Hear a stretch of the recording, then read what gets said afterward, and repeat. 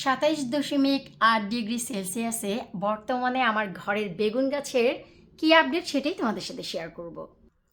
Hello everyone, আসসালামু আলাইকুম। কেমন আছো তোমরা সবাই? আলহামদুলিল্লাহ আছি তো অনেক ভালো। অনেক দিন পর এমন রৌদ্র দেখে আমিও সূর্য মামার মতন হাসছি, মনটা খুশিতে ভরে গেছে। ভাবলাম ফেব্রুয়ারি মাসে এই ওয়েদারে আমার বেগুন গাছগুলোর কি আপডেট, চলো তোমাদের সাথে সেটাই আজকে শেয়ার করব। আলহামদুলিল্লাহ, ডে বাই ডে বেগুন গাছগুলো এত ভালোভাবে বাড়ছে কি আর বলবো, তোমরা নিজের চোখেই দেখো। এইগুলো হচ্ছে সব প্রীতম বেগুন আর হচ্ছে গ্রিন বিউটি, শুধু একটা কেস। সবগুলোই হচ্ছে প্রীতম বেগুন, এই যে দেখতে পাচ্ছ সব প্রীতম বেগুন।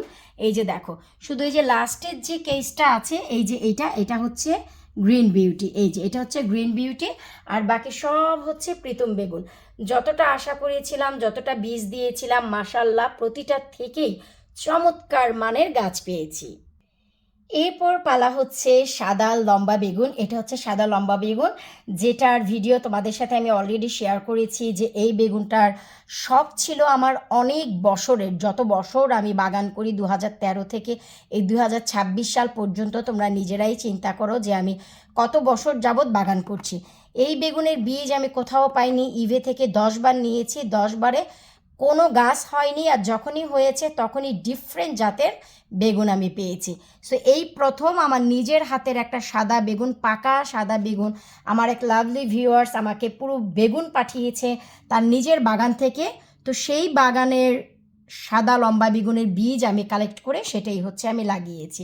আর এটা হচ্ছে সাদা ডিম বেগুন, দেখতেই পাচ্ছ কত চমৎকারভাবে গাছগুলো রৌদ্র পাচ্ছে এবং রৌদ্রে বাড়ছে। আমার তো ভাই অনেক বেশি খুশি লাগছে। তো ফেব্রুয়ারি মাসে এই হচ্ছে আপডেট, এর থেকে আর বেশি বড় হওয়ার কথাও না, কারণ কেউ কেউ কিন্তু দেখা যায় গত 2 দিন আগেই বীজ বপন করেছে। এরপর পালা হচ্ছে গ্রিন বিউটি। দেখো গ্রিন বিউটিগুলো তো আরও দারুণভাবে বেড়ে উঠছে, খুবই চমৎকারভাবে বেড়ে উঠছে। দেখো এগুলি রিপোর্টিংয়ের টাইম হয়ে যাবে খুব কুইক, কিন্তু আমি এগুলো আসলে আমাদের ঈদের আগে এগুলো হাতই লাগাবো না, প্ল্যান আছে ঈদের পর।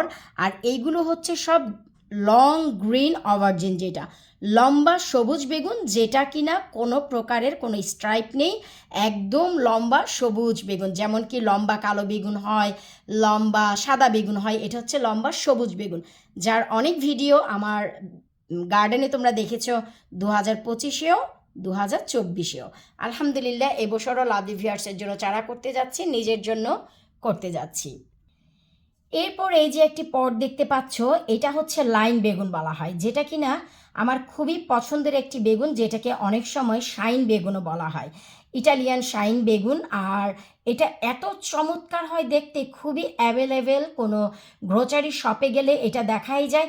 এটা ডিপ পার্পেল যেটা, সেটা না, যেটা হচ্ছে আমাদের পুকুরের পানিতে যে কচুরি থাকে, সেই কচুরি যে ফুল হয়, সেই ফুল থেকে কিছুটা গাঢ় টাইপের যে বেগুন, সেটা হচ্ছে এইটা। এটাও আমার এক লাভলি ভিউয়ার্সের দেয় এই বীজটা। এই বীজটা আমি অনেকবার চেয়েছি আমার নিজেরই গ্রুপ বিজিএসের বিভিন্ন ভাইয়া আপুদের কাছে, কখনোই পাইনি, টু বি অনেস্ট। যেটা এবার আমি ফার্স্ট এটা করেছি, কিন্তু যে আপুটা বীজ দিয়েছে সে বলেছে যে এই গাছটা তুলতে অনেক স্ট্রাগল করতে হয়, এবং দেখলাম যে কথা সত্যি।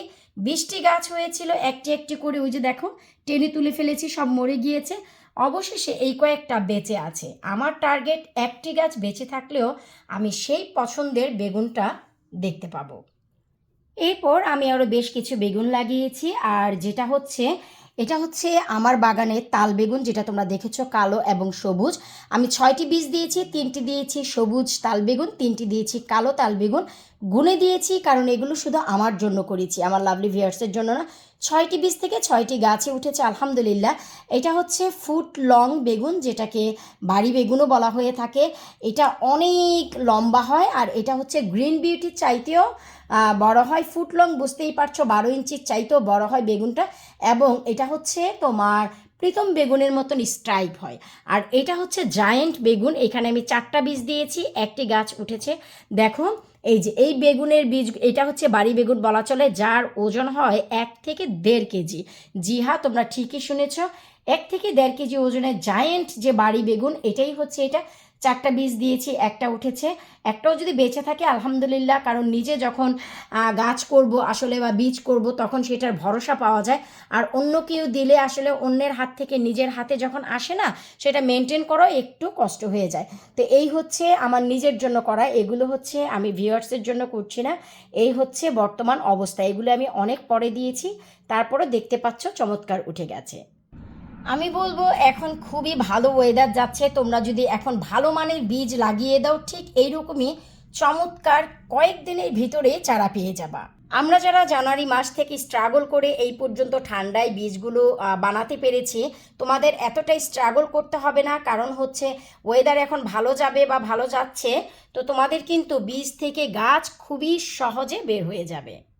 আমি জানি রোজা রেখে তোমরা সবাই অনেক কষ্ট করে চারাগুলো বানাচ্ছ, আমি নিজেও তাই করছি। অনেক কষ্ট হয় সারাদিনে, কিন্তু দেখা যায় যখনই একটু তাপ ওঠে পানি দিতে হয়, অল্প অল্প করে স্প্রে করে, বেশি পানি দিলেও গাছ মারা যায়, কম পানি দিলেও গাছ মারা যায়। এই যে ব্যালান্স, এই ব্যালান্সটা শিখতেই আমাদের 10 থেকে 12 বছর লেগে গেছে, যে কারণে আলহামদুলিল্লাহ এখন গাছগুলোকে ভালোভাবে আমি যত্ন দিয়ে, সন্তানের মতন যত্ন দিয়ে বড় করতে পারি। তোমরা যারা জানতে চাচ্ছিলে আপু বেগুন গাছগুলোর কী অবস্থা, আমার বেশ কিছু আপু ভাইয়ারা ছবি পাঠিয়েছো যে তোমাদের বেগুন গাছগুলো মাটির সাথে নুয়ে গেছে। আমি বলবো হালকা করে একটু পানি ছিটা দিয়ে দাও, দেখো যদি গাছগুলো শিকড় বেঁচে থাকে তাহলে দাঁড়িয়ে যাবে, আর যদি এগুলো মরে যায় নিচ থেকে তাহলে আর কিছু করার নেই। অনেক সময় দেখা যায় যে বিকলাঙ্গ ফলনের বীজ হলে এমন হয়, অথবা বীজ যদি পোক্ত না হয় তাহলে গাছ তো বের হয় কিছুদিন পরে মরে যায়। তো সেই হিসেবে আমি বলবো তোমরা ভালো মানের বীজ কালেক্ট করো, যারা আশেপাশে তোমাদের বাগান করেছে বা অ্যালটমেন্ট আছে বা কাছে দূরের বন্ধুবান্ধব যারা বাগান করে তাদের কাছ থেকে চেষ্টা করো বীজ নেওয়ার। আর যদি কোথাও থেকে একদমই না পাও, ফোন রাখো, আমার ওয়েবসাইটে চলে যাও lavanykichen.co.uk, সেখানে গেলে ভালো মানের আমার নিজের হাতের বানানো নিজের বাগানের সবজি, নিউলি সবজি যেটা 2025 সালের, সেই বীজগুলো পেয়ে যাবা। এখনও পর্যন্ত স্টকে আছে, আর যেগুলি স্টক আউট হয়ে গেছে তোমরা ওয়েবসাইটে গেলেই বুঝতে পারবা কোন কোন বীজগুলো আছে আর কোন কোন বীজগুলো নেই। তবে এইটুকু বলতে পারবো, একবার যদি আমার ওয়েবসাইটে যাও তোমরা দেশীয় শাকসবজি যেই কোনো একটা বীজ না নিয়ে তো সেখান থেকে বের হতেই পারবা না। তো বিদায় নিচ্ছে আজকের মতন, পরবর্তী ভিডিও দেখার আমন্ত্রণ জানিয়ে আল্লাহ হাফিজ।